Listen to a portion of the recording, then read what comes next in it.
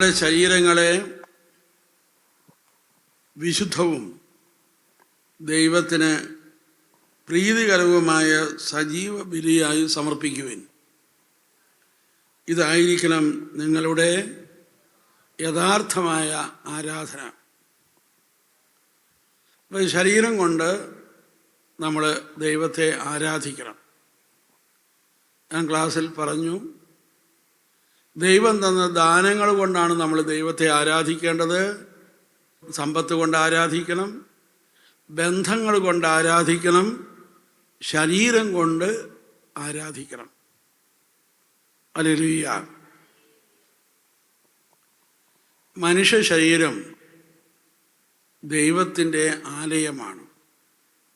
1 കൊരിന്ത്യർ 3:16, 1 കൊരിന്ത്യർ 6, ഇതൊക്കെ നമ്മുടെ ശരീരം ദൈവത്തിൻ്റെ ആലയമാണ്.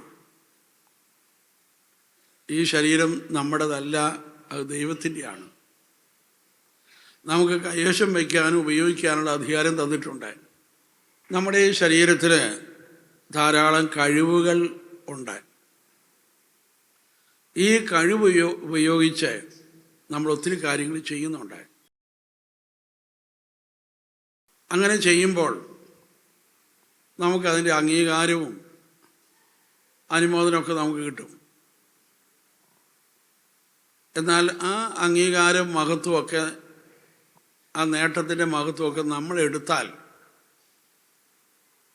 നമ്മൾ മനസ്സിലാക്കുക, ഈ ശരീരത്തിൻ്റെ യഥാർത്ഥ ഉടമസ്ഥൻ ദൈവമാണ്.